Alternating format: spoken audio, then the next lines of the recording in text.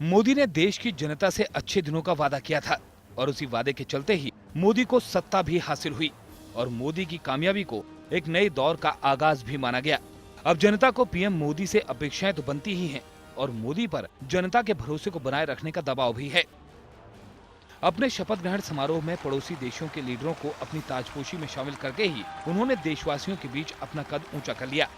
पाकिस्तान के पीएम नवाज शरीफ से हाथ मिलाकर उन्होंने दोनों देशों के बीच शांति की उम्मीद भी जगाई। अब ये पाकिस्तान है जो अपनी आदत से बाज नहीं आने वाला, लेकिन मोदी भी किसी को उसी की भाषा में जवाब देना बखूबी जानते हैं। आज नरेंद्र मोदी पर उनकी पूरी पार्टी ही निर्भर है, क्योंकि वो भी इस बात से बखूबी वाकिफ हैं कि मोदी के चलते ही पार्टी को इतनी बड़ी कामयाबी हासिल हुई और शायद मोदी लहर पर ही भरोसे के चलते महाराष्ट्र में बीजेपी ने अपने बरसों पुराने दोस्त शिवसेना से दोस्ती तोड़ने का जोखिम भी उठा लिया। मोदी ने देश की जनता के सपनों, उम्मीदों और आशाओं को एक नई उड़ान दी। पीएम मोदी ने अपने इतने दिनों के सफर में आर्थिक, सामाजिक, विदेशी हर क्षेत्र में कदम बढ़ाए।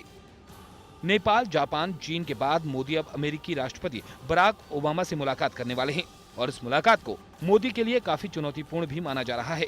अब देखना है कि क्या मोदी अमेरिका को दिखाएंगे भारत की ताकत, अमेरिका से संबंध सुधारने की करेंगे कोशिश, अमेरिका पर भी चलेगा मोदी का जादू। Modi the magic man.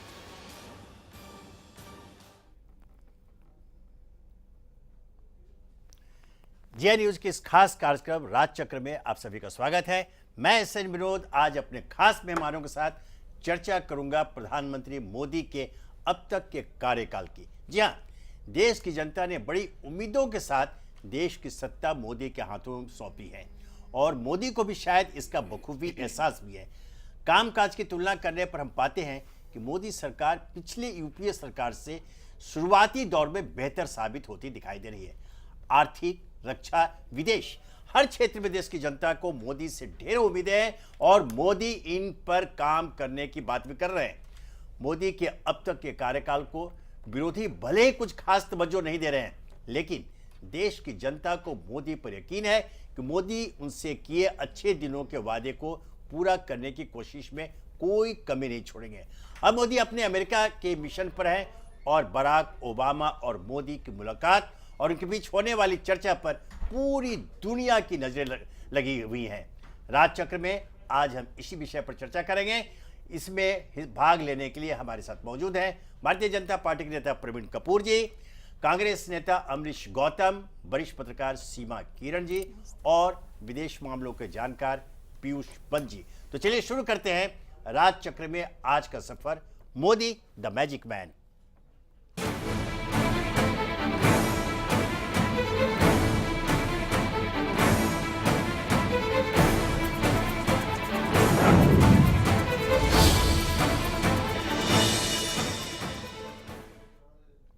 देश को विकास के रास्ते पर लाने के लिए प्रधानमंत्री मोदी ने अब तक के कार्यकाल में कई कदम उठाए हैं। कोई बड़ा बदलाव दिखने के लिए अभी थोड़ा इंतजार करने की जरूरत है, लेकिन देश के उद्योगपति और विशेषज्ञ मोदी के कदमों को दूरगामी जरूर बता रहे हैं। मैं नरेंद्र दामोदर दास मोदी पीएम पद की शपथ लेने के साथ ही मोदी ने अपने इतने दिनों के कार्यकाल में देश ही नहीं विदेश में भी अपनी धाक जमा दी है। मोदी ने कई कठिन लेकिन दूरगामी फैसले लिए जिनका असर होता नजर आ रहा है। मोदी सरकार ने किया एसआईटी का गठन, खत्म किए सभी मंत्री समूह। सरकार ने पहला कदम काले धन की जांच के लिए एसआईटी बनाने की पहल से किया, जिसके बाद ये उम्मीद बढ़ी कि जल्द ही काले धन को देश में वापस लाया जाएगा। मोदी ने जनहित को ध्यान में रखकर अफसरों के फैसले लेने में आजादी दी और सभी मंत्री समूहों को खत्म कर दिया। मंत्रालयों और विभागों को मजबूत बनाने के लिए बड़ा कदम उठाया। संसद में अपने पहले भाषण में ही मोदी ने देशवासियों को भरोसा दिला दिया कि आम जनता की उम्मीदों और सपनों को पूरा करने की कोशिश की जाएगी। सबका साथ उतना ही अनिवार्य है। मोदी ने आर्थिक विकास पर दिया जोर। मेक इन इंडिया अभियान की हुई शुरुआत। पहली तिमाही में आर्थिक विकास दर 5.7% रहना इस सरकार के लिए खासी उपलब्धि थी। सरकार के इतने दिनों के फैसलों में रेलवे और रक्षा क्षेत्र में एफडीआई के नियमों में ढील, फैसले लेने की रफ्तार में बढ़ोतरी, टैक्स विवादों का निपटारे के लिए अलग सिस्टम और निवेश बढ़ाने के उपाय किए गए। महंगाई पर काबू के लिए भी कई कदम उठाए गए। राज्य सरकारों से कालाबाजारियों पर नकेल कसने की अपील की गई। फिर मोदी सरकार के पहले आम बजट में नौकरी पेशा लोगों को राहत देते हुए टैक्स में छूट की सीमा 2 लाख से बढ़ाकर 2.5 लाख कर दी गई। पीपीएफ में निवेश की सीमा 1 लाख रुपए से बढ़ाकर 1.5 लाख कर दी गई। साथ ही देश भर में 100 स्मार्ट सिटी बनाए जाने का ऐलान किया गया। वहीं रेल बजट में हाई स्पीड ट्रेनें चलाने का फैसला किया गया। मोदी ने घरेलू मैन्युफैक्चरिंग को बढ़ावा देने के लिए अपने dream project make in India को लॉन्च किया। मोदी ने उद्योगपतियों में भरोसा दिलाने की कोशिश की कि सरकार बदलने के साथ ही भारत में कारोबारी माहौल भी बदल चुका है और किसी भी सूरत में निवेश को डूबने नहीं दिया जाएगा। जन धन योजना की हुई शुरुआत, करोड़ों लोगों के खुले बैंक खाते। स्वतंत्रता दिवस के मौके पर प्रधानमंत्री मोदी ने लाल किले के प्राचीर से जन धन योजना का ऐलान किया, जिसकी शुरुआत भी देश भर में कर दी गई। दुनिया में दर्ज कराई अपनी मौजूदगी। आतंकवाद के खिलाफ सख्त नीति अपनाने पर जोर। ब्रिक्स सम्मेलन में हिस्सा लेने ब्राजील गए मोदी ने अंतर्राष्ट्रीय मंच पर सबका ध्यान खींचा। जहां मोदी ने आतंकवाद के खिलाफ सख्त नीति अपनाने पर जोर दिया, वहीं इस दौरान भारत ब्रिक्स बैंक का अध्यक्ष भी बना। चीन के राष्ट्रपति के साथ मोदी ने सीमा विवाद, आर्थिक रिश्ते और कैलाश मानसरोवर यात्रा के दूसरे मार्ग को लेकर बातचीत की। बीमा सेक्टर में बड़ा कदम उठाते हुए मोदी सरकार ने विदेशी निवेश की सीमा 26% से बढ़ाकर 49% कर दी। मोदी ने पाकिस्तान को दी कड़ी चेतावनी। रद्द की विदेश सचिव स्तर की बातचीत। मोदी ने संदेश दिया कि किसी देश में शांति तभी रह पाएगी जब उसके पड़ोसी बेहतर संबंध चाहेंगे, और इसीलिए अपने शपथ ग्रहण समारोह में भी पाक प्रधानमंत्री को न्योता भेजा गया। लेकिन पाकिस्तान है कि मानता नहीं। लगातार सीज फायर का उल्लंघन करने पर मोदी ने पाकिस्तान को कड़ी चेतावनी दी। इसके साथ ही मोदी सरकार ने कश्मीर के अलगाववादियों से पाकिस्तान की बातचीत के बाद विदेश सचिव स्तर की बैठक भी रद्द कर दी। अंतर्राष्ट्रीय नेताओं से मुलाकात पर भी मोदी ने दुनिया का ध्यान अपनी ओर खींचा। जापान और चीनी नेताओं के बाद अब मोदी अमेरिकी राष्ट्रपति से मुलाकात करने वाले हैं और इस पर सबकी निगाहें टिकी हैं। भले ही इतने दिनों के कार्यकाल को लेकर मोदी पर निशाना लोग साधते रहें, लेकिन देश की जनता को शायद मोदी पर यकीन है कि वो अपने अच्छे दिनों के वादे को जरूर पूरा करेंगे। ब्यूरो रिपोर्ट, जिया न्यूज।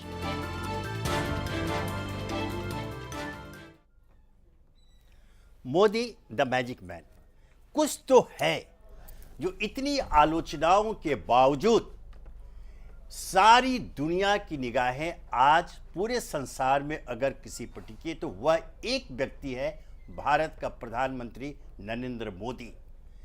क्यों, आखिर क्या है? उन्होंने एक नारा दिया चुनाव प्रचार अभियान के दौरान, सबका साथ सबका विकास। और अब की बार मोदी सरकार, देश का युवा वर्ग ही नहीं, हर वर्ग के लोगों ने उन्हें समर्थन दिया और ऐसा जनादेश दिया जो ऐतिहासिक माना गया। आज पूर्ण बहुमत के साथ केंद्र में उनकी सरकार सत्तारूढ़ है। जाहिर है कि ऐसे में सबका ध्यान जाता है, लेकिन आलोचक तो आलोचक होते हैं। बावजूद इसके मोदी कहीं रुकते नजर नहीं आ रहे हैं। उनकी नीयत बिल्कुल साफ दिख रही है। वह विकास चाहते हैं, देश का विकास चाहते हैं, सबका विकास चाहते हैं, सबको साथ लेकर चलना चाहते हैं। लेकिन इस बीच कांग्रेस की ओर से यह दावा बार बार, जो भी उपलब्धियां होती है, दावा कहता है कि यह कुछ नहीं है, इसमें नयापन कुछ नहीं है, ये एक रीब्रांडिंग का खेल है। सारी योजनाएं, सारे काम तो यूपीए सरकार के दौरान हो रहे थे, उसे एक नए रूप में रीब्रांड करके मोदी पेश कर रहे हैं। एक पुरानी कहावत है, जब आप कोई नया प्रयोग करेंगे तो पहले लोग हंसते हैं, फिर आलोचना करते हैं और अंततः उसे स्वीकार कर लेते हैं। मोदी इस सिद्धांत से अच्छी तरह परिचित है, इसलिए अडिग वे आगे बढ़ते जा रहे हैं और बढ़ते जा रहे हैं। आज मोदी उस अमेरिका की धरती पर हैं वह अमेरिका उन्हें रेड कारपेट रिसेप्शन दे रहा है, जिस अमेरिका ने 9 सालों तक उन्हें अमेरिका यात्रा के लिए वीजा देने से इनकार कर दिया था। आज उसी मोदी के स्वागत में पलक बिछाए अमेरिकी प्रधान राष्ट्रपति से लेकर अन्य सभी वहां पर खड़े हैं। इसका मतलब है मोदी मैजिक पूरे विश्व में फैल गया है, सिर्फ हिंदुस्तान में है। लेकिन अब आलोचनाएं होती हैं तो उसका जवाब तो मिलना चाहिए।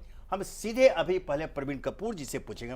प्रवीण जी, अभी जितने हो, अभी जैसे जनधन योजना हो या मंगलयान योजना हो और विकास की अन्य बातें हो, उन सबों पर कांग्रेस दावा कर देती है ये तो सारी हमारी योजनाएं थी, इसको रीब्रांडिंग करके पेश किया जा रहा है।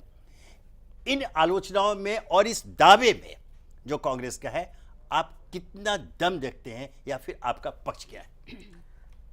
देखिए, जनधन योजना जी, कांग्रेस के राज में तो किसी ऐसी योजना की कल्पना भी नहीं थी। हाँ। कांग्रेस के राज में तो एक योजना लाई गई थी, जी, सब्सिडी देंगे। वो जी। सब्सिडी किसी पे पहुंची नहीं, कहते थे बैंक अकाउंट में। अरे बैंक अकाउंट तो उसका खुलवा नहीं रहे, सब्सिडी उसके बैंक अकाउंट में देने का ख्वाब दिखा देते थे। जी। तो पहला मुद्दा तो वहां खत्म हो जाता है। दूसरा मुद्दा, एक विल की भी बात होती है, एक लक की भी बात होती जी, है। जी, माननीय मनमोहन सिंह जी की सरकार के दौरान इसी इसरो ने कई अटेम्प्ट्स किए, वो सब फेल होते थे। हम सारे देश ने देखा है। मैं इसे भाग्य से भी जोड़ के देखता हूं जी। कि जब भाग्य गिराने पे आता है, मनमोहन सिंह जी को पिछले 5 साल से गिरा रहा था, तो हर प्रयास इसरो का फेल हुआ। और मनमोहन सिंह जी की सरकार गई, उसके कुछ दिन बाद एक प्रयास हुआ, एक वो सैटेलाइट लॉन्च हुआ था। वो उस सिमिलर सैटेलाइट के 4 अटेम्प्ट इस देश ने फेल होते देखे थे। जी। मोदी जी आए, वो कामयाब हुआ। अब ये मंगलयान यात्रा, निश्चित तौर पे ऐसी प्रयास एक दिन में नहीं होते। हो सकता है इनकी नींव कभी यूपीए शासनकाल में ही डली होगी। ये तो 2011 में हो गई थी। जी, मैं तो वही बात जी, कह रहा हूं। जी। मगर अब इसका दूसरा पहलू देखिए। हाँ। इसका मतलब यह है, यूपीए 1 जिसका परफॉर्मेंस ठीक चला था और जिसके आधार पे देश की जनता ने यूपीए 2 को चुन लिया था, जी, तो कहीं ना कहीं अगर आज जो योजनाएं जिनका ये कांग्रेस श्रेय लेने की कोशिश कर रही है, तो इसका मतलब यह है जो एनडीए में अटल जी की सरकार ने अच्छे नींव डाली थी, उसका परिणाम यूपीए 1 ने पाया था। जी, तो इसका मतलब तो यही हुआ ना कि हमारी प्लानिंग भी अच्छी थी, हमारा भाग्य भी अच्छा है। तो अब इसमें क्या शिकायत इन्हें है हमसे? और धनजन योजना तो वो तो कहीं थी नहीं। तो सबको, सारे देश को मालूम है कि चिदम्बरम की और राहुल गांधी की जो सब्सिडी गरीबों को देने की योजना थी, वो मूल्यतः फेल इसलिए हुई कि गरीबों के पास बैंक अकाउंट ही नहीं थे। तो आज अगर हमारे प्रधानमंत्री ने एक योजना चुनी, उस योजना में जीरो बैलेंस अकाउंट, आप देखिए इस देश ने आईसीआईसीआई बैंक जो अमीरों के अकाउंट खोलता है, वो तो जीरो बैलेंस अकाउंट खोलता था, मगर किसी सरकारी बैंक में 10 साल में चिदम्बरम जी ने, या प्रणब मुखर्जी जी भी वित्त मंत्री रहे, उन्होंने कभी कल्पना नहीं करी कि गरीबों के लिए जीरो बैलेंस अकाउंट की कोई सुविधा दे दें। अमीरों को मिलती थी जीरो बैलेंस अकाउंट की सुविधा, गरीबों को कभी नहीं मिलती थी इस देश में, वो हमने दी। तो ये हमारी उपलब्धि है, आज गरीब हमारे साथ है। जी, नहीं, आपका ये कहना सही हो सकता है, लेकिन अब हम यह मान लें कि ठीक है, शुरुआत तो यूपीए सरकार के दौरान हुआ, लेकिन उनकी निष्क्रियता थी, या फिर आप कहेंगे निष्क्रियता थी, या उनकी गंभीरता भी मान लेते हैं, वो उतने गंभीर नहीं थे। उन्हें योजनाएं शुरू कर देते थे और घर में बैठ जाते थे। मोदी के आने के बाद उन्होंने पूरी गंभीरता के साथ अगर उसे रीब्रांडिंग कर पेश भी किया तो राष्ट्रीय हित होता है। तो इसमें अगर आलोचना होती है तो यह लोगों के जेहन में एक प्रश्न उठता है कि क्या विपक्षी दल सिर्फ आलोचना के लिए आलोचना करेंगे? उनको सकारात्मक सोच में भी आना चाहिए। चलिए, इस बात पर हम सीधे बात कर लेते हैं कांग्रेस के नेता अमरीश गौतम जी से। अमरीश जी, अभी जो हाल के दिनों में बहुत सारी योजनाएं जिन पर अमल किया या नई योजनाओं की घोषणा, जिसे आप बोल रहे हैं, आपका यह कहना आपकी पार्टी का कि इसमें नया कुछ नहीं है, मोदी जी शब्दों को गढ़ते हैं, रीब्रांड कर वो जनता के सामने, देश के सामने पेश करते हैं और उसका श्रेय लेते हैं। मतलब एक नई चीज देखने में आ रही है इस बार के राज्य में। थे पहले हम लोग देखते थे कि ब्लेम गेम हुआ करता था, अब शुरू हो गया एक नया क्लेम गेम जो आपकी पार्टी की ओर से हो रहा है। ऐसा आज का ताजा घटना जो आज की है, आज आपकी पार्टी की ओर से एक बहुत, अगर मैं कहूं तो वो गंभीर है, अगर वो सच है, आरोप लगाया गया कि एक ओर तो प्रधानमंत्री मोदी मेक इन इंडिया अभियान की शुरुआत करते हैं, अपने भारतीय उद्यमियों को आह्वान करते हैं कि भारत में सब चीजें बनाओ, विदेश जाने की जरूरत नहीं है। लेकिन आज कांग्रेस की ओर से, आपकी पार्टी की ओर से यह आरोप लगा है कि जीवन रक्षक दवाओं को सस्ता करने के लिए जो कानून बनाया गया था 2011 में यूपीए सरकार के दौरान, उसमें अमेरिका जाने के पूर्व प्रधानमंत्री की अध्यक्षता में कैबिनेट ने बदलाव कर दिया, जिसका लाभ अमेरिकी कंपनियों को मिलने वाला है और उन दवाओं की कीमतें आसमान छूने लगेगी, मरीजों की दवा बहुत महंगी पड़ेगी। इसमें कितना तथ्य है, क्या इसे आप थोड़ा एलोबरेट करेंगे?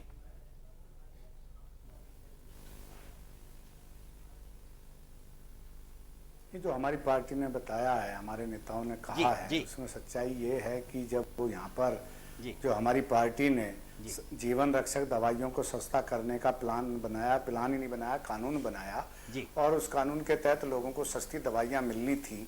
लेकिन आज जितनी भी महंगी दवाइयाँ बाहर से आती हैं, उन सबको वो बदलने के उद्देश्य से जो उन्होंने इस तरह की रुकावट डाली है, तो उससे जाहिर होता है कि वो किस दिशा में बढ़ाना चाहते हैं।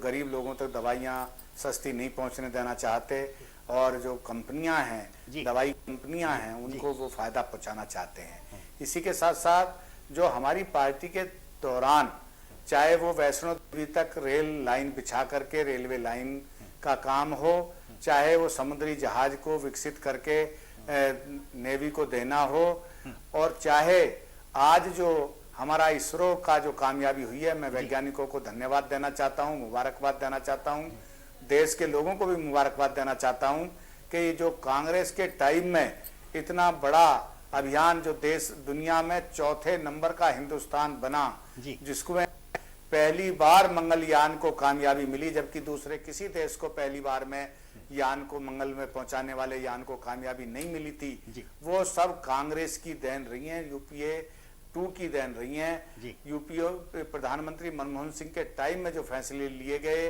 जो सोनिया गांधी जी के निर्देशन में जो काम यूपीए 2 ने और यूपीए 1 ने किए, उसको श्रेय मैं देना चाहूंगा।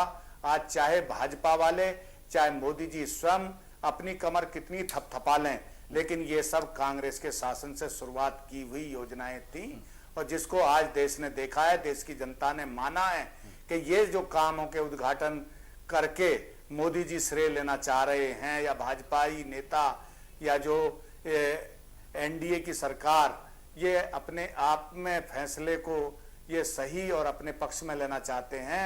आज देश की जनता ये मान रही है, देश की तमाम जनता ये कह रही है कि ये कांग्रेस के नेतृत्व में जो यूपीए 2 और यूपीए 1 की सरकार के टाइम पे लिए गए थे, उनका श्रेय है, उनको श्रेय जाना चाहिए, ये मैं आपको कहना चाहता हूं। गौतम जी, कुछ आपने, हम मान लेते हैं कि आपके शासनकाल में कुछ योजनाएं शुरू ही कर, लेकिन आपने उसे अधूरा छोड़ दिया, आप गंभीर नहीं थे, आप उसे क्रियान्वित नहीं कर पाए। अगर नई सरकार, मोदी सरकार गंभीरता पूर्वक तेजी के साथ उसे क्रियान्वित करती है तो श्रेय लेगी, उसमें क्या आपत्ति है आपको? नहीं, मुझे एक बात बताइए, मंगलयान है, वो जा रहा है अपनी गति से, उसमें मोदी जी ने कौन से पंख लगा दिए, मुझे ये बताइए आप। जो हमारी रेलवे लाइन वैष्णो देवी तक तैयार हो गई थी, उद्घाटन के लिए अगर आचार संहिता नहीं लगी होती तो यूपीए 2 सरकार ही उसको कर लेती, उसमें मोदी जी ने कौन से पंख लगा दिए। हमारा जो पनडुब्बी जहाज बन रहा था, समुद्री जहाज, इतना बड़ा जहाज बनाया गया, उसमें मोदी जी ने कौन से जाकर के पुर्जे जोड़ दिए। आप इस बात को जो कह रहे हैं, और जो ये इनकी धन और जन योजना जो आपने शुरू की है, इसमें हमारी सरकार ने फैसला लिया हुआ था, उसमें हमारी सरकार ने, ताकि ये योजना सही तरीके से अच्छा रूप ले सके, शुरू में हमारी सरकार ने उसमें ये करा था कि जिस गांवों की आबादी 2000 आबादी तक के गांव में, उनको शामिल किया गया था। इसमें आकर के इन्होंने जोड़ दिया कि सब गांवों में करो, सब जगह करो। तो उसमें इन्होंने कौन से, अब आप देख लेना कितनी सफलता इस योजना को मिलेगी। कल को बैंक 6 महीने के बाद इन खातों को खत्म कर देंगे, क्योंकि 6 महीने में कौन सा पैसा इन खातों में डलने वाला है, कौन गरीब आदमी खाते में पैसा डालेगा।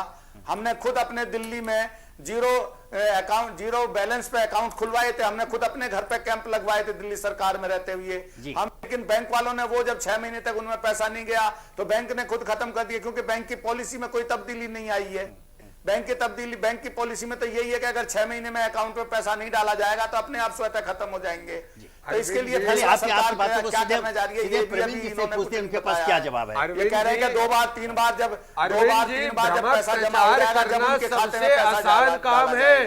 अरविंद अगर जी, इनको- भ्रमक अगर प्रचार इनको- करना सबसे आसान काम है। आपको तो मूल बात ही नहीं मालूम कि ये अकाउंट जो खोले गए हैं, ये अकाउंट खोले ही इस आधार पे आप गए बताइए ना, हैं मूल कि बात ये क्या है? अकाउंट सदा मूल बात रहेंगे क्या और है? आप जीरो बताइए। बैलेंस से रहेंगे। जी। ये हर नहीं, ब्रांच के जीरो लिए बैलेंस पे मैंडेटरी खुले है हैं। कि हर ब्रांच को जीरो 200 बैलेंस पे बैंक खुले हैं। अकाउंट अभी तक कोई जीरो बैंक की- बैलेंस पे आप बैंक वालों से गरीबों पता के करिए ना, रखने बैंक वाले होंगे। कितने दिन इनको आपको ये जारी बेसिक रख बात ही सकेंगे। बोलने में शर्म आ रही है। आप अरविंद जी इतने सम्मानीय नहीं, आप नेता बताइए हैं, उनको। आप एक विधायक नहीं, रहे हैं, बात आपको नहीं इतना बोल रहे बड़ा हम। झूठ नहीं बोलना हमने जो चाहिए। बातें बताई हैं वो तथ्य पे हैं और आपकी पूरी बात तरह से on तथ्य पे record नहीं है। आपकी On record सरकार है। आपकी सरकार गरीबों ये से सारी चीजें बैंक रिकॉर्ड अकाउंट हैं। 500 रुपए हमारी दे तथ्यों के के आधार खुलवाती पर है। थी। कौन सी तथ्य हमने पे नहीं है? आप खुलवाए ही बताइए, कौन जीरो सी बात बैलेंस तथ्य पे अकाउंट नहीं है। है? आपने नहीं, अपने मोदी घर जी में ने कौन से जाने पंख कौन सा लगा दिए अकाउंट, कौन से मंगलयान बैंक पे में? खुलवा दिया। मोदी जी ने कौन सी नई ट्रेन का डब्बा जाके जोड़ दिया था वहां पर? ये बताइए, या भाजपा की सरकार ने या अरे आपकी तो एनडीए की आपका गवर्नमेंट भाग्य ने कितना कौन से खराब उसमें नई था। चीज जोड़ दी? आपके ये बताइए मनमोहन ना। सिंह का हमारी भाग्य कितना सरकार ने- खराब था हमारी कि सरकार इसरो ने देखिए जितनी दिल्ली में योजनाएं पहली लाती थी सितंबर सब से फूट 2 रुपए जाती किलो थी। गेहूं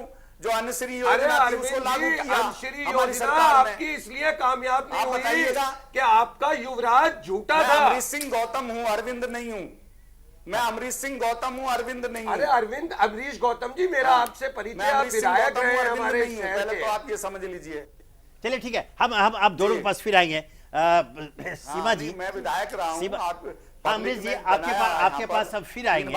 हमारे साथ वरिष्ठ पत्रकार सीमा जी बैठी हुई हैं। सीमा जी, अब एक जो नया गेम, माने ब्लेम गेम से हट करके क्लेम गेम के रूप में जो परिवर्तित हो गया, इसे आप किस रूप में देखती हैं? मेरे को तो लगता है काम हो रहा है। सबसे बड़ी बात ये जी, है, जी, जी। जैसे इन्होंने कहा कि इनके टाइम पे अकाउंट खुलते रहे हैं, बिल्कुल नहीं खुलते रहे। क्योंकि मेरे घर पर जो एक मेरे घर, सभी के घर जो एक छुट्टी बाई आती है काम जी, करने के जी। लिए, डोमेस्टिक हेल्पर, जी। उसका अगर अकाउंट खुलवाना होता था, उसके पास कोई, जैसे उसका यहाँ पर दिल्ली में आधार कार्ड नहीं, उसका वोटर कार्ड नहीं, उसका का कोई रेजिडेंशियल प्रूफ नहीं होता था, तो उसका अकाउंट नहीं खुलता था। जी जान के मैंने कोशिश कर ली कि उसका कहीं से अकाउंट खुल जाए, लेकिन नहीं खुला।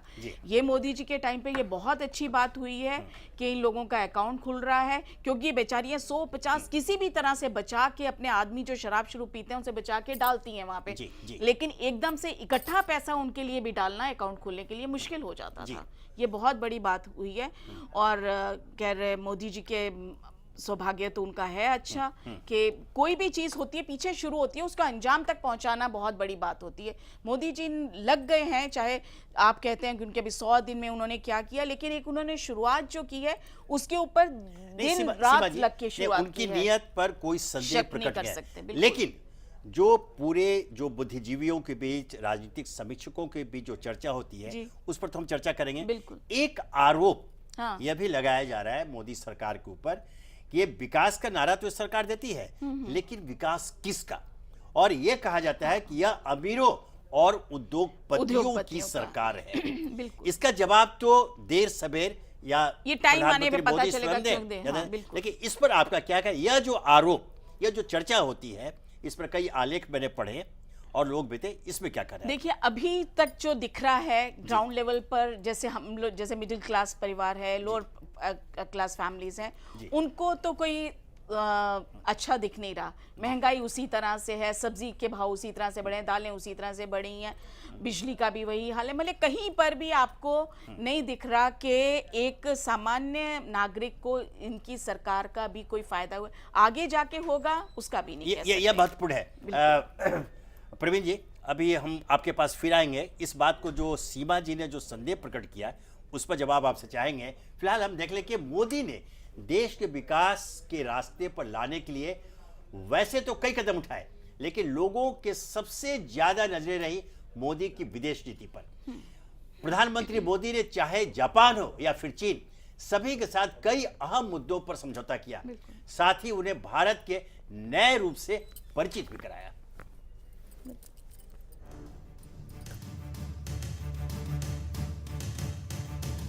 विदेश नीति पर अपनी दूरगामी सोच की मुहर मोदी ने उस वक्त लगा दी थी जब अपने शपथ ग्रहण में सार्क देशों को बुलावा भेजा, भूटान से की विदेश दौरे की शुरुआत, भारत बना ब्रिक्स बैंक का अध्यक्ष। मोदी ने अपने पहले विदेशी दौरे की शुरुआत भूटान से की। दुनिया के सारे देशों को दरकिनार कर भूटान की यात्रा करने का फैसला बेहद सोची समझी रणनीति का हिस्सा था। फिर विश्व की बदहाली की व्यवस्था में भारत की भूमिका तय करने के लिए प्रधानमंत्री मोदी ब्राजील गए और ये उन्हीं की कोशिशों का नतीजा था कि भारत ब्रिक्स बैंक का अध्यक्ष बना। जापान ने भी माना मोदी का लोहा। कई अहम मुद्दों पर जापान से हुआ समझौता। मोदी की विदेश नीति के कौशल का सबसे शानदार उदाहरण जापान में देखने को मिला। गुजरात के सीएम के रूप में भी मोदी ने सबसे ज्यादा किसी देश के साथ अपने रिश्ते बेहतर रखे तो वो जापान ही था। अपनी यात्रा के दौरान मोदी ने सब कुछ किया जो जापान लोगों को खुश करने के लिए काफी था। मोदी जापान के उद्योगपतियों को यह समझाने में कामयाब रहे कि जो काम वो जापान में 10 साल में करेंगे वो भारत 2 साल में कर सकता है। शहर सुधारने से लेकर बुलेट ट्रेन दौड़ाने, गंगा साफ करने से लेकर शोध तक हर मुद्दे पर जापान के साथ मोदी ने समझौते किए। मोदी जिनपिंग पर रही दुनिया भर की नजरें। चीन के साथ हुए कई बड़े समझौते। ऑस्ट्रेलियाई प्रधानमंत्री टोनी एबट का भारत आना सुर्खियों में रहा, लेकिन दुनिया भर की नजरें चीन के राष्ट्रपति के भारत दौरे पर थी। भारत और चीन के बीच कई अहम समझौते हुए, जिनमें कैलाश मानसरोवर यात्रा के लिए नया रास्ता, रेलगाड़ियों की तेज रफ्तार, आधुनिक शहरों के बनाने में सहयोग शामिल है। लेकिन जिस वक्त चीनी राष्ट्रपति दिल्ली में मोदी के साथ समझौते कर रहे थे, उसी वक्त चीनी सैनिक भारतीय सीमा में घुसपैठ कर रहे थे। कहा जाता है कि चीन जानबूझकर भारत के साथ ऐसे समय पर विवाद खड़ा करता है जब उसके राष्ट्राध्यक्ष भारत में होते हैं। शायद उनकी कोशिश यही रहती है कि इस दबाव से दूसरे समझौते पर अपने पक्ष में कराए जा सकें, लेकिन इस बार उनकी ये चाल असरदायक नहीं रही। मोदी की चीनी राष्ट्रपति शी जिनपिंग से बात के बाद चीन की सेना भारतीय सीमा से पीछे हटी। अब अमेरिका देखेगा मोदी की ताकत। बराक ओबामा से मिलेंगे मोदी। मोदी 5 दिवसीय अमेरिकी यात्रा पर हैं, जिससे देश को बड़ी उम्मीदें हैं। दुनिया के 2 सबसे बड़े लोकतांत्रिक देशों में शुमार भारत और अमेरिका मुख्य रूप से आतंकवाद और विकास पर चर्चा करेंगे। पहले ही कोशिश में मंगल के मिशन कामयाब होने से भारत की दुनिया भर में साख बढ़ी है। ऐसे वक्त में मोदी की अमेरिका यात्रा दोनों देशों को कितना नजदीक लाती है, इस पर सभी की निगाहें टिकी हैं। ब्यूरो रिपोर्ट, जिया न्यूज। मोदी और सरकार की विदेश नीति, यह इस पर भी एक राष्ट्रीय बहस बल्कि अंतर्राष्ट्रीय स्तर पर यह बहस छिड़ चुकी है। प्रधानमंत्री मोदी अभी अमेरिका की यात्रा पर हैं और राष्ट्रपति ओबामा से उनकी ऐतिहासिक मुलाकात होने वाली है। लेकिन हमारे कांग्रेस की ओर से भी यह साफ किया गया है कि वस्तुतः वर्तमान सरकार के पास अपनी कोई मौलिक विदेश नीति है ही नहीं है। अमरीश गौतम जी, मैं आपके पास आ जाता हूं इस संबंध में, चूंकि आपके पार्टी के नेताओं ने बार बार यह कहा है कि मोदी सरकार के पास अपनी कोई विदेश नीति नहीं है, वो पुराने आपके जो यूपीए सरकार की जो निर्धारित नीतियां हैं उसी पर मोदी सरकार चल रही है। इस संबंध में आपका क्या कहना है?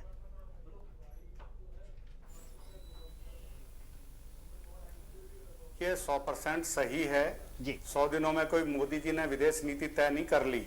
जो यूपीए 2 और यूपीए 1 की जो नीति थी उन्हीं पर ये देश आगे चल रहा है जी। और विदेश उसी दम पर दूसरे देशों से फैसले और दूसरे देशों से अहम फैसले हो रहे हैं। ऐसा कोई प्रधानमंत्री नहीं रहा, नहीं बना देश का, जिसने विदेशों में जाकर समझौते न किए हों। ये कोई नई बात नहीं है। जिस देश में आप जाओ को किसी ना किसी इशू पे जाकर के तो जा ही रहे हो, उस पर समझौते होने ही हैं। ये कभी आपने देखा जब गोर्बाचोव रसिया के राष्ट्रपति होते थे, हमारी इंदिरा गांधी जी रसिया गई थी, कितना स्वागत, भव्य स्वागत होता था। अभी तो मोदी जी का ऐसा कहीं स्वागत भी देखने को नहीं मिला। जब उनको झंडे लहरा लहरा करके सड़क पे निकल करके कितना भीड़, कितना हुजूम हमने देखा अपने उसे टेलीविजन पे, जब सोवियत भारत का मित्र देश था, एक और मित्रता का समझौता था, तब हम सुनते थे उन चीजों को। सोवियत संघ जो है ऐसा गौतम जी, सोवियत यूनियन के साथ भारत की मित्रता की संधि थी, उसमें कोई नई बात नहीं थी। हाँ जी, बोलिए जी। हाँ, तो नई बात नहीं थी, संधि में समझौते तो हुए ना जी। आप देखिएगा, कोई ऐसा देश है कि जिस देश में प्रधानमंत्री हमारे देश के गए हों और कोई 2-4 बातों पे समझौते ना हुए हों? ये कोई नई चीज नहीं है। देश की जनता ने इसीलिए तो प्रधानमंत्री बनाया उन्होंने, कि देश के हित में फैसले लें। जी। तो इसमें कोई नई बात नहीं है। लेकिन मैं ये बताना चाहता हूं, ये मैं कहना चाहता हूं कि जब भी हमारे देश के प्रधानमंत्री विदेशों में गए हैं, अपने देश की विदेश नीति जो बनी हुई है उसके साथ में देश के हित में फैसले लिए गए हैं। मैं आपको ये बताने की कोशिश कर रहा हूं कि कोई मोदी जी ने इन 100 दिनों में नई नीति नहीं बना दी। आज कोई नई नीति बना के गए हो तो बताइएगा, और ये फैसले तो लिए ही जाएंगे, समझौते तो होंगे ही होंगे। देश के हित में नहीं करेंगे तो फिर देश की जनता उन्हें क्यों प्रधानमंत्री चाहेगी? तो ये चीजें नहीं है, ये तो देश की नीति, जो देश की पॉलिसी है उसके तहत ही फैसले लेने होंगे, और हर प्रधानमंत्री ने फैसले लिए हैं। तो ये मैं इतना बताना चाहता हूं, कांग्रेस ने जो कहा है, हमारे नेताओं ने जो कहा है, वो कोई गलत बात नहीं कही है। 100% कांग्रेस की यूपीए 1 और यूपीए 2 की नहीं, बल्कि उससे पहले भी जो कांग्रेस की नीति रही है, जो विदेश नीति बनी हुई है, उनके तहत ही फैसले लिए जा रहे हैं। गौतम जी, और सच कहा अभी जो आपने, एक हमारी जो पत्रकार बहन वहां पर बैठी है, देश में महंगाई का आलम यह है, देश में कोई कहीं भ्रष्टाचार नहीं रुक रहा, देश में कोई भी फैसला ऐसा नहीं हुआ देश की जनता को जो एकदम हित में हो रहा हो। हमारी सरकारें रही, उन्होंने जो फैसले लिए, देश की जनता, दिल्ली में जो अनऑथराइज कॉलोनी को ऑथराइज किया गया, 2 रुपए किलो गेहूं, 3 रुपए किलो चावल। गौतम जी, इस विषय पर हम आएंगे। अभी हम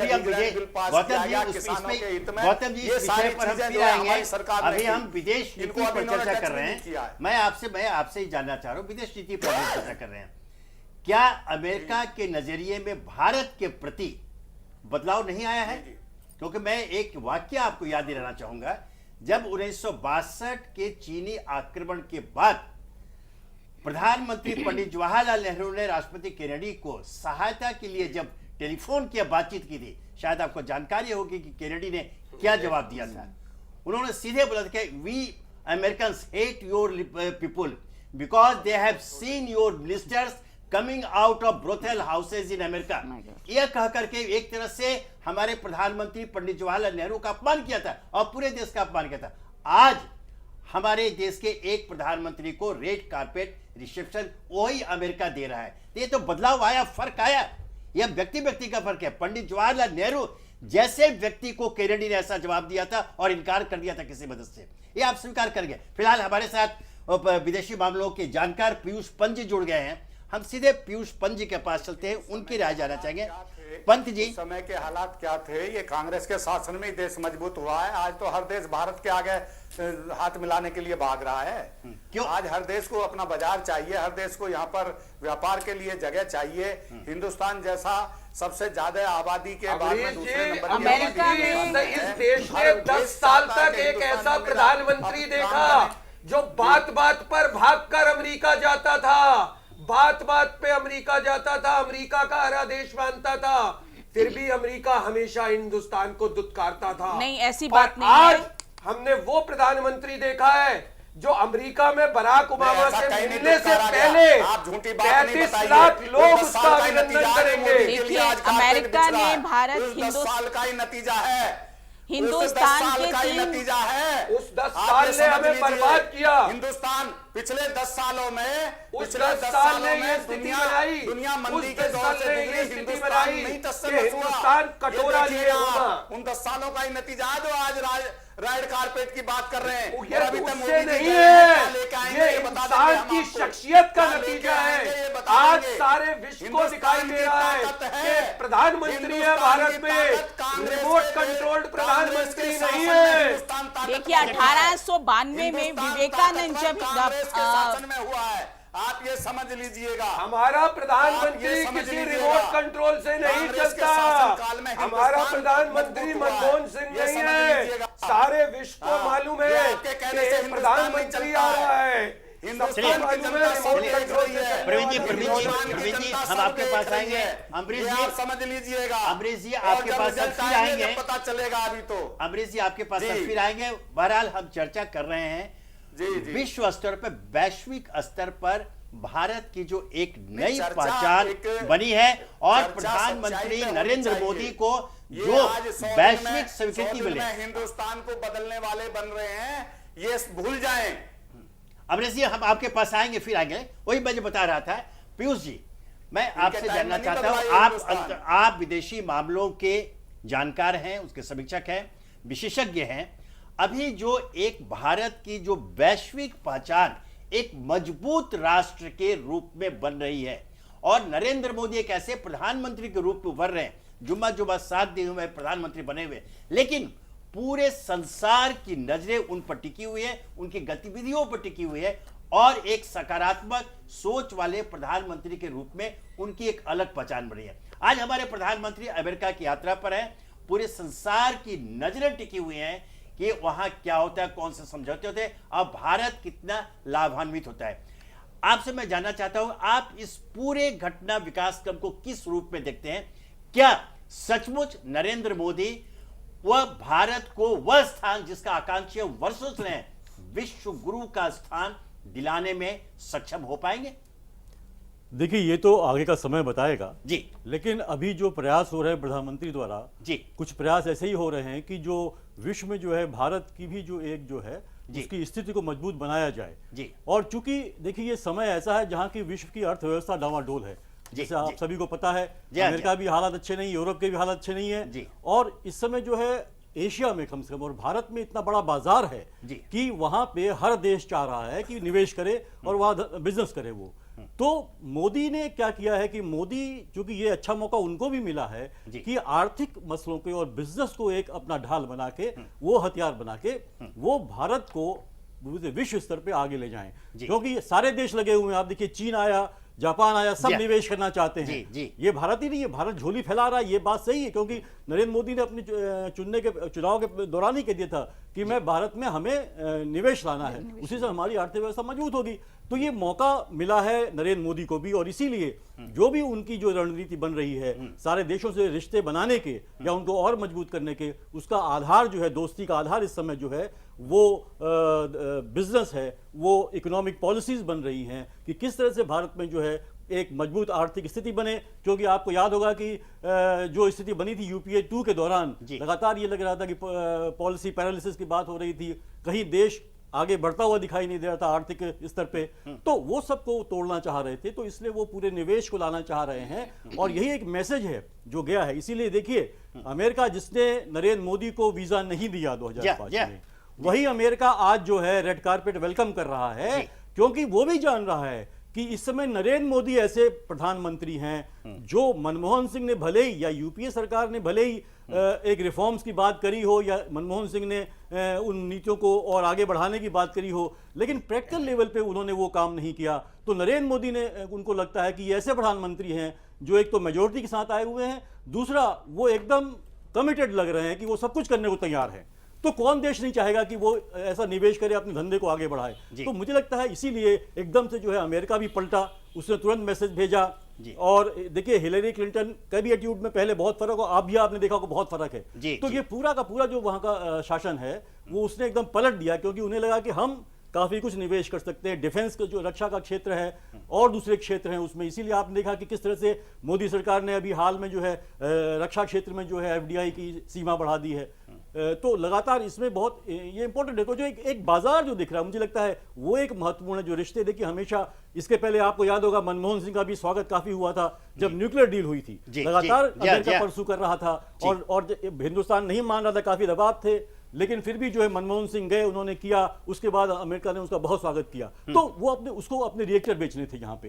तो निश्चित रूप से देखिए आज के जो रिश्ते हो गए देशों के, वो विशुद्ध रूप से जो है आर्थिक रिश्ते हो गए हैं। बिजनेस के रिश्ते हो गए हैं, जिसको जहां एशिया की बाजार बहुत बड़ी है, खासकर भारत की बाजार बहुत बड़ी है, और भारत की बाजार अभी खुलनी बाकी है। पिछली जो सरकारें रही हैं वो संभल के चली, उन्होंने पूरी तरह से बाजार नहीं खोला है। लेकिन नरेंद्र मोदी ने एक संकेत दिया है कि आओ, इजी बिजनेस का संकेत दिया है उन्होंने, मेक इन इंडिया दिया है कि आप आइए, हमारे यहाँ खूब उत्पादन कीजिए, आप सब कुछ करिए, हम आपको पूरी छूट देंगे, हम उसके लिए आपको पूरी रियायतें देंगे। ये एक मैसेज दिया है। इसलिए बल्ले बल्ले है पूरे जो है खासकर अमेरिका के बिजनेस कम्युनिटी में और दूसरे देशों की बिजनेस कम्युनिटी में। पीयूष जी, आपने बड़ी अच्छी बात की, लेकिन जो जब भी या तो देशी निवेश हो या विदेशी निवेश है, यह निर्भर करता है कि आप कितने विश्वसनीय हैं। ये बात है। सबसे पहली शर्त होती है। तो क्या आपको ऐसा लगता है कि नरेंद्र मोदी इस मोर्चे पर कामयाब रहे हैं पूरे संसार में यह विश्वास पैदा करने के लिए कि भारत का बाजार तो सबसे बड़ा है, पूरे एशिया में सबसे बड़ा बाजार है, लेकिन निवेश की दृष्टि से भी महफूज जगह एक भारत बन गया है? यह संदेश लेकर के वो उन्होंने चीन से भी बात की, यह संदेश लेकर वो जापान भी गए, और अमेरिका भी इसी संदेश के साथ है।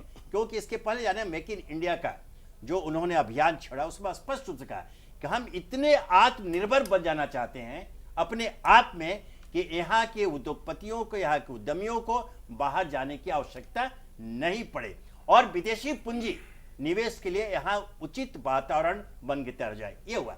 दूसरा आपसे एक जानना चाहते हैं, जो आपने चूंकि बात उठाई, क्या ऐसा लगता है कि यूपीए सरकार की जो कल्पनाएं थी, उनके जो कल्पनाएं थी विकास और उद्योग धंधे और व्यापार को लेकर और आर्थिक संरचना को लेकर, उस कल्पना को मोदी ने आने के बाद मूर्त रूप देना शुरू कर दिया?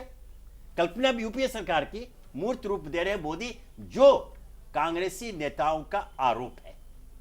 जी जी, मैं आपकी दोनों बात के जवाब दूंगा। जी, निश्चित रूप से देखिए, जो पहली बात आपने कही, तो ये एक जो ऑरा है नरेंद्र मोदी के व्यक्तित्व में, वो बहुत प्रभावशाली है और वो ये कन्विंस कर देते हैं अगले को कि हाँ मैं ये करने जा रहा हूं, और अगला ये कन्विंस हो जाता है। और ये बात उन्होंने और कुछ कदम भी उठाए जो आने के बाद उससे लगता, देखिए मुझे लगता है कि नरेंद्र मोदी मनमोहन सिंह के बिल्कुल उलट हैं। मनमोहन सिंह बिल्कुल एकदम कुछ नहीं करने की स्थिति में थे, कुछ नहीं करते थे, और नरेंद्र मोदी जो हमारे वर्तमान प्रधानमंत्री हैं, वो बहुत जल्दबाजी में हैं और जो कहते हैं वो करने की उनको ये लगन है कि हाँ मुझे करके दिखाना है। ये संदेश गया है। आप देखिए जिस तरह से जापान आया, साथ में चीन को आना पड़ा, जो कि चीन जो है लगातार चीन अपने को बचा के रखता था और लेकिन वो भी आया उत्साह से, और अब अमेरिका आ रहा है। तो निश्चित रूप से देखिए मनमोहन सिंह और नरेंद्र मोदी बिल्कुल उलट हैं, और नरेंद्र मोदी ने ये संदेश दे दिया है कि मैं जो मुझे करना, अगर मैं कह रहा हूं आप आइए तो मैं आपके लिए पूरी व्यवस्था करूंगा, पूरी सुविधाएं दूंगा, पूरे आपके बिजनेस को। उन्होंने कहा भी कि आपका धंधा डूबेगा, आपकी पूंजी डूबेगी नहीं। ये शब्द थे उनके कल जो उन्होंने यहाँ पे अपने इंडस्ट्रीज को उन्होंने जब इस देश की संबोधित कर रहे थे, तो उन्होंने उनको भी कहा और खासकर विदेशियों को कहा कि आपकी पूंजी डूबेगी नहीं।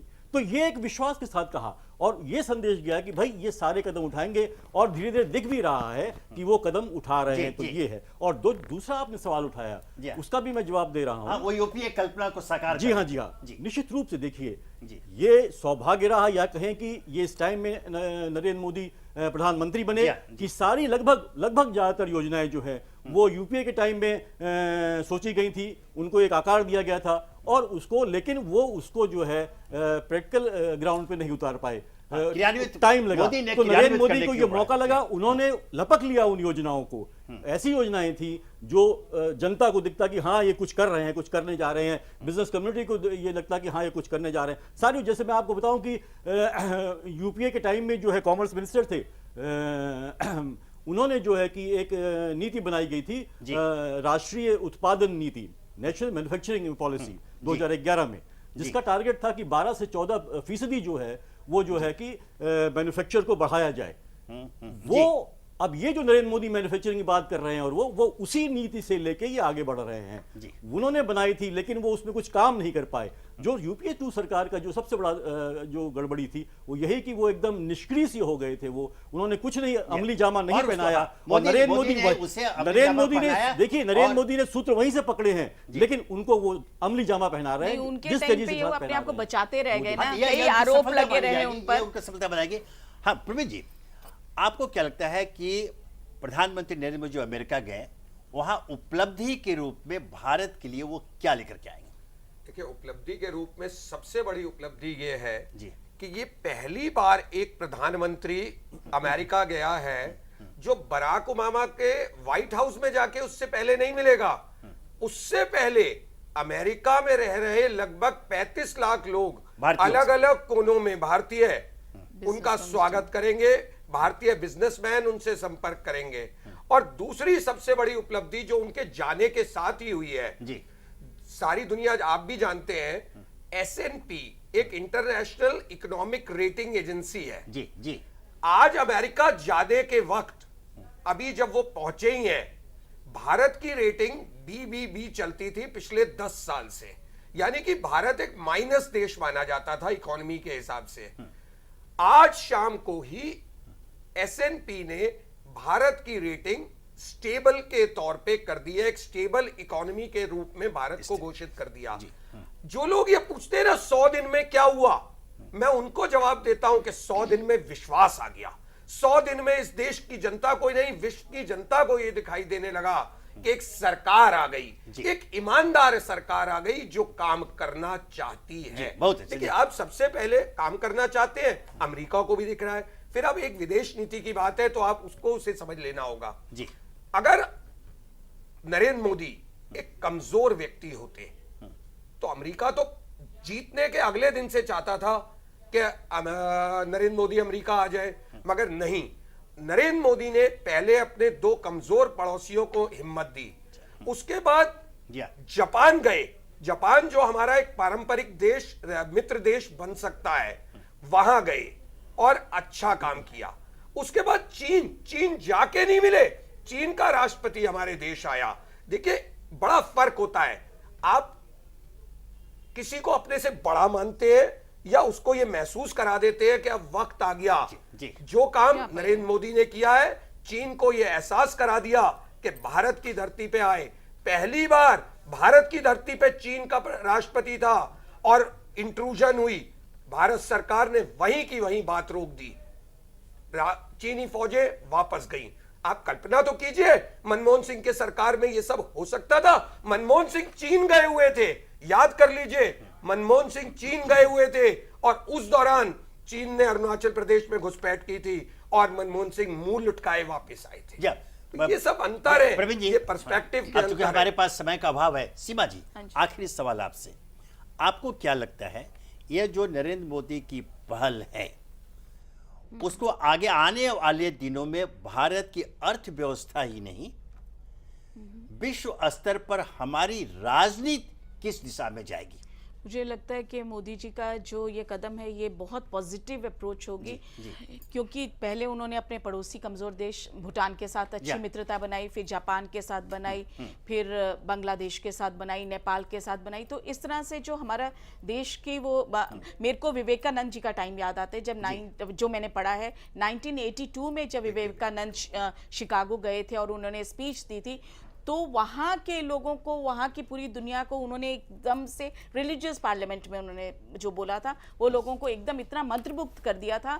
उसके बाद 1982 में इंदिरा गांधी जब गई थी, उन्होंने भी जब बोला था और वहाँ की press club, national press club में को संबोधित किया था और वहाँ के लोगों को ये बता दिया था कि इंडिया एक मॉडर्न एंड प्रॉस्पेक्ट, एक उन्नत की ओर बढ़ता हुआ देश है। उससे भी ज़्यादा बढ़कर आज नरेंद्र मोदी का जो अप्रोच है, मेरे को लगता है ये हमारे पूरे देश के लिए, भारतवर्ष के लिए एक अच्छा कदम, एक शुभ संकेत है। चलिए, अब चूंकि हमारा आज समय समाप्त हो रहा है, अब आज की चर्चा को हम यही विराम देंगे, लेकिन यह अब लगभग साफ हो गया है कि प्रधानमंत्री नरेंद्र मोदी ने जिस परिवर्तन की चर्चा की थी और जो उन्होंने महामंत्र दिया था, परिवर्तन आज और अभी उस दिशा में वो चल रहे हैं। अब चाहे हमारी विदेश नीति हो, चाहे आर्थिक क्षेत्र हो, चाहे शिक्षा का क्षेत्र हो, स्वास्थ्य का क्षेत्र हो और उससे भी आगे चलते हुए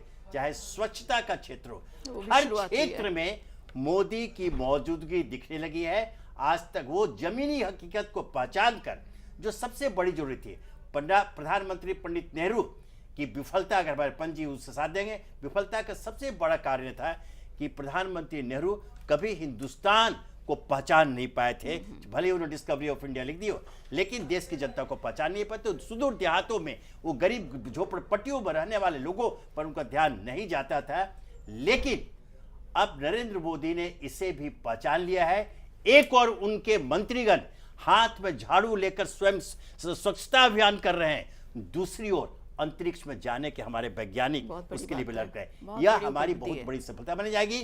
अब चूंकि जैसे मैंने शुरू में कहा, आप नया प्रयोग करते हैं तो लोग पहले हंसते हैं और उसके बाद आलोचना करते हैं, बाद में उसकी सफलता देखकर उसे स्वीकार करते हैं। हम यह मान कर चल सकते हैं, हम यह आश्वस्त रह सकते हैं कि प्रधानमंत्री नरेंद्र मोदी अपने सहयोगियों के साथ इसी दिशा में कदम डाल कर रहे हैं। और संभवतः, वैसे भविष्य कोई नहीं जानता, लेकिन आज हम इस निष्कर्ष पर पहुंच सकते हैं कि आने वाले दिनों में जो भारत की जो पुरानी इच्छा थी विश्व गुरु के रूप में पूरे संसार में स्थापित होने की, भारत एक दिन शायद यह लक्ष्य प्राप्त कर लेगा। तो आज की चर्चा को यहाँ विराम। आप सबों का पंत जी, प्रवीण जी, सीमा जी और अमरीश जी, आप सबों का बहुत बहुत स्वागत आज के कार्यक्रम में भाग लेने के लिए। हम कल फिर मिलेंगे इसी समय महाचक्र में एक नए विषय के साथ। तब तक मुझे इजाजत दीजिए। नमस्कार, धन्यवाद।